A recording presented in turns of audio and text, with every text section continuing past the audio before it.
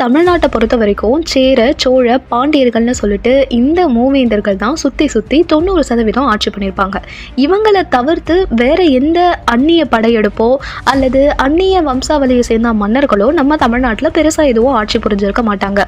ஆனால் இந்தியாவோட வடபகுதி இருக்கு இல்லையா, அங்கே பார்த்தீங்கன்னா இந்தோ கிரேக்கர்கள், குஷானர்கள், சாகர்கள், ஆப்கானியர்கள் அப்படின்னு சொல்லிட்டு நம்ம இந்திய வம்சாவளி மன்னர்கள் அல்லாத பிற மன்னர்கள் ஆட்சி செஞ்சிருப்பாங்க. அப்படி ஆட்சி செஞ்சவங்கள்ல ஒருத்தவங்க தான் முகலாயர்கள். அந்த முகலாயர்ல குறிப்பிடத்தகுந்த மற்றும் ஒரு சிறப்பு வாய்ந்த பேரரசர் தான் மாமன்னர் அக்பர். இன்னைக்கு நம்ம சேனல்ல மாமன்னர் அக்பரை பத்தி தான் பார்க்க போறோம். வெல்கம் டு மிஸ் சிந்தனை துளிகள்.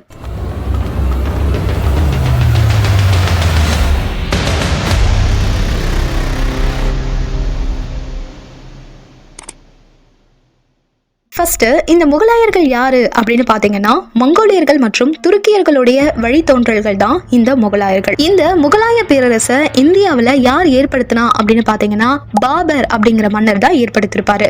பானிபட் அப்படிங்கிற இடத்துல பாபருக்கும் இப்ராஹிம் லோடி அப்படிங்கிற மன்னருக்கும் பயங்கரமான ஒரு போர் நடக்கும். இந்த போர் தான் உலக புகழ்பெற்ற முதலாம் பானிபட் போர். இந்த இப்ராஹிம் லோடி யாருன்னு பாத்தீங்கன்னா டெல்லி சுல்தானியத்தோட லோடி வம்சத்தை சேர்ந்த கடைசி மன்னராக இருப்பாரு. இப்ராஹிம் லோடியை தோற்கடித்து பாபர் பானிபட் போரில் வெற்றி பெறுவார். இந்த வெற்றியின் மூலமா இந்தியாவில் முகலாய பேரரசை பாபர் தோற்றுவிப்பார். இப்ராஹிம் லோடி தோத்ததுனால டெல்லி சுல்தானியர்களோட ஆட்சி இந்தியாவில் முடிவுக்கு வந்துட்டு இருக்கும். கிபி 1526 பாபரால தோற்றுவிக்கப்பட்ட இந்த முகலாய பேரரசு கிபி 1857 வரைக்கும், அதாவது கிட்டத்தட்ட 300 ஆண்டுகள் நீடித்து நின்ற ஒரு நிலையான ஆட்சியை இந்தியாவில் ஏற்படுத்தியிருப்பாங்க இந்த முகலாயர்கள். பாபருக்கு பின்னாடி அவரது மகனான ஹுமாயூன் ஆட்சிக்கு வந்திருப்பாரு. பாபர் அளவுக்கு இவர் திறமையானவரா இல்ல அப்படின்னாலும் கூட ஒரு இரக்க குணம் மிக்க ஒரு நல்ல மனிதரா ஹுமாயூன் இருந்திருப்பாரு. ஹுமாயூனுக்கு பிறந்த பையன் தான் அக்பர். அப்போ முகலாய பேரரசுல 3ஆவதா ஆட்சிக்கு வந்தவர் மாமன்னர் அக்பர். ஹுமாயூனுக்கு பிறகு அக்பர் ஆட்சிக்கு வருவாரு. கிபி 1542 அரசர் ஹுமாயூனுக்கும் அவரது மனைவியான அமிதா பானு பேகத்துக்கும் அமர்கோட் அப்படிங்கிற இடத்துல அக்பர் பிறப்பாரு. அக்பருக்கு 13 வயசா இருக்கும் போதே ஹுமாயூன் இறந்து போயிடுவாரு. ஒரு தடவை அவருடைய அரண்மனையில லைப்ரரிக்கு போகும்போது படியில தடுக்கி விழுந்து ஹுமாயூன் இறந்து போயிடுவாரு. அதனால 13 வயசுலயே அக்பருக்கு முகலாய சாம்ராஜ்யத்தோட மன்னரா முடிசூட்டி வைப்பாங்க. சின்ன வயசுலயே அவரு மன்னரா ஆனதுனால அவருக்கு ஒரு பாதுகாவலரை நியமிப்பாங்க. அவருடைய பேர் பைரம் கான். பைரம் கான் முகலாய பேரரசுல ஒரு வலிமையான படை தளபதியா இருந்திருப்பாரு. அது மட்டும் இல்லாம மன்னருக்கு ஒரு சிறந்த விசுவாசியாகவும் இருந்திருப்பாரு. இதையும் தாண்டி அக்பருடைய தாய் வழி சொந்தக்காரராகவும் பைரம் கான் இருந்திருப்பாரு. அப்போ அக்பருக்கு ஒரு மிகச்சிறந்த வழிகாட்டியாகவும் பைரம் கான் இருந்திருப்பாரு. ஹுமாயூன் இறந்து விட்ட பிறகு அந்த முகலாய மன்னர் பதவிக்கு போட்டியா இன்னொருத்தர் வருவாரு. இவர் யாருன்னா ஆப்கானிய அரசரான அடில் ஷா அப்படிங்கிறவருடைய படை தளபதியான ஹெமு. இவர் ஒரு படை தளபதி தான், மன்னர் கூட கிடையாது. ஆனா அவரை மன்னரா அறிவிச்சுக்கிட்டு பானிபட் அப்படிங்கிற இடத்துல மறுபடியும் அக்பர் கூட ஒரு போரை தொடுப்பாரு. அக்பர் சின்ன பையனா இருந்ததுனால அவரது பாதுகாவலரான பைரம் கான் தான் அந்த போர்ல பங்கெடுப்பாரு. அப்போ பைரம் கானுக்கோ ஹெமுக்கோ பானிபட் அப்படிங்கிற இடத்துல 2ஆம் பானிபட் போர் 1556 நடக்கும். இதுல ஹெமுவோ தோற்கடிச்சு பானிபட் போர்ல பைரம் கான் அதாவது அக்பர் வெற்றி பெறுவாரு. அதன் பிறகு முகலாய பேரரசு மீண்டும் மிகவும் வலிமையா ஆக்ரா மற்றும் டெல்லியில நிறுவப்படும். அக்பருக்கு ஒரு வாலிப வயசு வர வரைக்குமே பைரம் கான் தான் எல்லா அரசாங்க நடவடிக்கைகளையும் பார்த்துட்டு இருந்திருப்பாரு. பைரம் கான் ரொம்பவே வலிமையான ஒரு படை தளபதியா இருந்ததுனால நிறைய நாடுகளை அவரு கைப்பற்றவும் செஞ்சாரு. இதனால நிறைய பேரு பைரம் கானை பார்த்து பயந்து ஓடவே ஆரம்பிச்சாங்க. இதனால பைரம் கானுக்கு ஒரு பக்கம் ஆணவமும் கொஞ்சம் அதிகமாச்சுன்னு சொல்லலாம். என்னதான் இருந்தாலும் நம்ம சொல்றது தானே அக்பர் கேட்கிறாரு அப்படின்னு சொல்லிட்டு நிறைய அட்வான்டேஜும் எடுக்க ஆரம்பிச்சாரு பைரம் கான். இதனால நிறைய குற்றச்சாட்டுகள் பைரம் கான் மேல எழுது. அக்பருடைய காதுகளுக்கு அடிக்கடி பைரம் கானை பத்தின புகார்கள் வந்துட்டே இருக்கு. அக்பருக்கு என்ன சொல்றதுன்னே தெரியல. என்னதான் இருந்தாலும் பைரம் கான் வயசுல மூத்தவர், நம்ம அப்பாவுக்கு விசுவாசியா இருந்திருக்காரு. அது மட்டும் இல்லாம நமக்கு பாதுகாவலராகவும் இருந்திருக்காரு. அதனால அக்பரால பைரம் கானை கண்டிக்க முடியல. இதனால அக்பர் என்ன சொல்றாரு அப்படின்னா, நீங்க ஒண்ணு மெக்காவுக்கு யாத்திரை போயிடுங்க, அப்படி இல்லைன்னா நிறைய நாடுகளை கைப்பற்ற போயிடுங்க அப்படின்னு சொல்லிட்டு சொல்றாரு. இதுல பைரம் கான் என்ன சொல்றாருன்னா, நான் மெக்காவுக்கே போறேன் அப்படின்னு சொல்லிட்டு மெக்காவுக்கு கிளம்புறாரு. அப்படி போற வழியில பாத்தீங்க அப்படின்னா ஆப்கானிய நாட்டை சேர்ந்த ஒருவனால பைரம் கான் வந்து கொல்லப்படுறாரு. ஏன்னா பைரம் கானுக்கு நிறையவே எதிரிகள் இருந்தாங்க. சரி, பைரம் கான் இப்ப இறந்துட்டாரு. அதுக்கப்புறமாச்சும் அக்பர் வந்து சுதந்திரமா அவரது ஆட்சியை மேற்கொண்டாரா அப்படின்னு பாத்தீங்கன்னா இல்ல. அதுக்கப்புறமும் ஒரு பிரச்சனை வந்துச்சு. யாருன்னு பாத்தீங்கன்னா மகம் அங்கா அப்படின்னு சொல்லிட்டு ஒரு கேரக்டர் வராங்க. இவங்க யாரு அப்படின்னா அக்பருடைய செவிலி தாய். சின்ன வயசுல இருந்து அக்பரை இவங்க தான் வளர்த்திருப்பாங்க. அக்பர் வந்து பாத்தீங்கன்னா அன்புக்கு கட்டுப்பட்ட ஒரு பர்சனா இருந்திருப்பாரு. அதனால மகம் அங்கா என்ன சொன்னாலும் அதை மறுக்காம செய்யக்கூடிய ஒரு செல்ல பிள்ளையாவே இருந்திருப்பாங்க. மகம் அங்கா வந்து ஆட்டி வைக்கக்கூடிய ஒரு பொம்மையா தான் அக்பர் இருந்திருப்பாங்க. மகம் அங்கா வந்து போக போக ஒரு அட்வான்டேஜ் எடுக்க ஆரம்பிச்சிருப்பாங்க. என்னன்னா அவங்களுக்குள்ள ஒரு கெட்ட எண்ணம் இருந்திருக்கும். மகம் அங்காவுக்கு ஒரு பையன் இருந்திருப்பான், ஆசம் கான். இந்த ஆசம் கானை எப்படியாச்சும் முகலாய மன்னனா ஆக்கிடணும், அக்பரை துரத்தி விட்டுட்டு நம்மளுடைய பையனை மன்னனா ஆக்கிடணும் அப்படின்னு சொல்லிட்டு ஒரு கெட்ட எண்ணம் இருக்கும். சரின்னு சொல்லிட்டு அக்பர் வந்து என்ன பண்ணிருப்பாரு அப்படின்னா அந்த ஆசம் கானை படை தளபதியா வந்து நியமிச்சிருப்பாரு.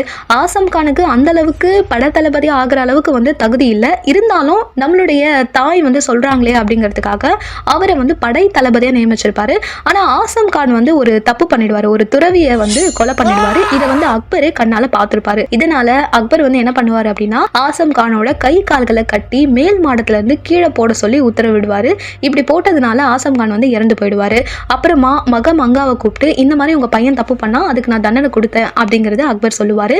இதனால மகம் அங்காக்கு வந்து தன்னுடைய பையன் இறந்து போயிட்டான் அப்படிங்கிற செய்தியை கேட்ட உடனே உடல் நலமும் மனநலமும் பாதிக்கப்பட்டு அவங்களும் இறந்து போயிடுவாங்க.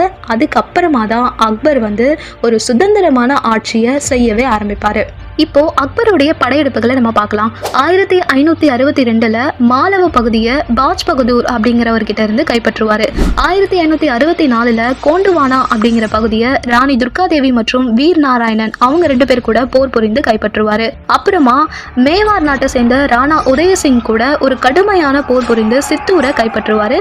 கிட்டத்தட்ட 6 மாதத்துக்கும் மேலாக இந்த முற்றுகை வந்து நீடித்திருக்கும். ராணா உதயசிங்கே ஒரு கட்டத்துக்கு மேல பின்வாங்கி இருப்பாரு. ஆனாலும் அவருடைய படை தளபதிகளா இருந்த ஜெய்மால் மற்றும் பட்டா அப்படிங்கிற 2 பேர் வந்து விடாம போரிட்டுட்டே இருந்திருப்பாங்க. இவங்களுடைய வீரத்தை பார்த்து அக்பரே வந்து மெய் செலுத்து போயிருப்பாரு. இந்த போர்ல பாத்தீங்கன்னா கிட்டத்தட்ட 30,000 ராஜபுத்திர வீரர்கள் வந்து கொல்லப்பட்டிருப்பாங்க. அக்பருடைய பீரியட்ல ரொம்பவே கொடூரமான ஒரு போர் அப்படின்னா அது இதுவா மட்டும்தான் இருந்திருக்கும். இருந்தாலும் கூட அக்பர் வந்து என்ன பண்ணிருப்பாருன்னா அந்த ஜெய்மால் மற்றும் பட்டா அந்த 2 தளபதிகளுடைய நினைவா ஆக்ரா கோட்டையோட என்ட்ரன்ஸ்ல அவங்க 2 பேருக்கும் வந்து சிலையை நிறுவியிருப்பாரு. இந்த போருக்கு பின்னாடி பாத்தீங்க அப்படின்னா மற்ற ஏனைய நாடுகள்லாம் வந்து முகலாய பேரரசை பார்த்து லைட்டா பயந்திருப்பாங்கன்னே சொல்லலாம். ராந்தம்பூர், கலிஞ்சார், பிக்கானீர், ஜோத்பூர், ஜெய்சால்மர் இந்த நாடுகள் எல்லாமே வந்து தானாகவே அக்பர் கிட்ட வந்து சரணடைஞ்சிருக்கும். 1573 குஜராத்தை கைப்பற்றியிருப்பாரு. 1576 பீகார், வங்காளத்தையும் கைப்பற்றியிருப்பாரு. அப்படியே கொஞ்சம் வடமேற்குல காஷ்மீர் மற்றும் சிந்துவையும் கைப்பற்றி வடமேற்குலையும் முகலாய பேரரசை ரொம்பவே வலிமைப்படுத்தியிருப்பாரு. அக்பருடைய ஆட்சியில பாத்தீங்க அப்படின்னா ஆப்கானிஸ்தான் உள்ளிட்ட இந்திய துணைக்கண்டத்தின் 2/3 பங்கு இவரது ஆட்சியில இருந்துச்சு. அடுத்து அக்பர் மேற்கொண்ட ஒரு சில முக்கியமான சீர்திருத்தங்களை நம்ம பார்க்கலாம். முஸ்லிம் அல்லாத மக்கள் மீது ஜிசியா அப்படின்னு சொல்லக்கூடிய வரியை விதிச்சிருப்பாங்க. அக்பர் வந்து அந்த ஜிசியா வரியை ரத்து செஞ்சிருப்பாரு. அது மட்டும் இல்லாம இந்துக்கள் வந்து புனித யாத்திரை எல்லாம் போனாங்க அப்படின்னா அதுக்கு வந்து தனியா ஒரு டாக்ஸ் போடுற சிஸ்டம் இருந்துச்சு. அதையும் அக்பர் வந்து நீக்கியிருப்பாரு. அதே மாதிரி போர்க்கைதிகளை அடிமையா நடத்தக்கூடிய ஒரு சிஸ்டமும் அங்க இருந்திருக்கும். அதையும் வந்து அக்பர் ஒழிச்சு கட்டியிருப்பாரு. அதே மாதிரி உடன்கட்டை ஏறும் முறையும் இருந்திருக்கும். அந்த வழக்கத்தையும் அக்பர் வந்து ஒழிச்சிருப்பாரு. அது மட்டும் இல்லாம ராஜபுத்திர கொள்கை அப்படின்னு சொல்லிட்டு ஒரு கொள்கையை அவர் வந்து ஃபாலோ பண்ணியிருப்பாரு. ஆரம்பத்துல இருந்தே முகலாயர்களுக்கும் ராஜபுத்திரர்களுக்கும் வந்து பெருசா ஒரு சுமூகமான உறவு வந்து இருந்திருக்காது. அடிக்கடி ராஜபுத்திரர்கள் வந்து முகலாயர்களை எதிர்த்துக்கிட்டே இருப்பாங்க, சண்டை போட்டுட்டே இருப்பாங்க. ஆனா அக்பருடைய ஆட்சி காலத்துல வந்து பாத்தீங்க அப்படின்னா ராஜபுத்திரர்களும் முகலாயர்களும் ஒரு சுமூகமான உறவுல இருந்திருப்பாங்க. அதுக்கு காரணம் இந்த ராஜபுத்திர கொள்கை அப்படிங்கிற ஒரு கொள்கையை அக்பர் பின்பற்றினதுதான். அக்பர் பீர்பால் கதைகள் வந்து ரொம்பவே ஃபேமஸான ஒரு கதைகள் இல்லையா? ஸோ பீர்பாலும் வந்து அந்த ராஜபுத்திர வம்சத்தை சேர்ந்தவர் தான் அப்படின்னு சொல்லிட்டு சொல்லுவாங்க. இவர் வந்து அக்பருடைய ஒரு நல்ல நண்பராகவும் நல்ல ஒரு மதி யோகியாகவும் விகட கவியாகவும் இருந்திருப்பாரு. ஆரம்பத்தில் முகலாயர்களுடைய தலைநகரமா ஆக்ரா இருந்திருக்கும். அக்பர் வந்து அதை ஃபதேபூர் சிக்ரிக்கு மாத்திருப்பாரு. அது மட்டும் இல்லாம அக்பர் வந்து மன்சப்தாரி முறை அப்படின்னு சொல்லிட்டு ஒரு முறையை பின்பற்றியிருப்பாரு. இது வந்து முறைப்படுத்தப்பட்ட ஒரு நிர்வாக முறையா பார்க்கப்படுது. இந்த மன்சப்தாரி முறை ஆட்சியின் கீழ் வந்து பாத்தீங்க அப்படின்னா வீரர்களையும் குதிரைகளையும் வந்து கொடுத்திருப்பாங்க. பர்டிகுலர் நம்பர்ல வந்து வீரர்களையும் குதிரைகளையும் கொடுப்பாங்க. இவங்களை வந்து மெயின்டெனன்ஸ் பண்ணி அரசர் கூப்பிடுற அந்த சமயத்துல வந்து இந்த வீரர்களையும் குதிரைகளையும் கொண்டு வரணும் அப்படிங்கிற மாதிரி ஒரு கான்செப்ட் தான். பொதுவாகவே அக்பர் வந்து மதங்களுக்கு நடுவுல ஒரு அமைதியும் நல்லிணக்கமும் இருக்கணும் அப்படின்னு சொல்லிட்டு ரொம்பவே விரும்பினாரு. அதுக்காக நிறைய முயற்சிகளை அவர் மேற்கொண்டாரு. இபாதத் கானா அப்படின்னு சொல்லக்கூடிய ஒரு வழிபாட்டு கூட்டத்தை ஏற்படுத்தி அதுல பல்வேறு மதங்களை சார்ந்த ஆன்மீகவாதிகளை ஒரு ஆன்மீக விவாதத்துல ஈடுபடுத்தினாரு.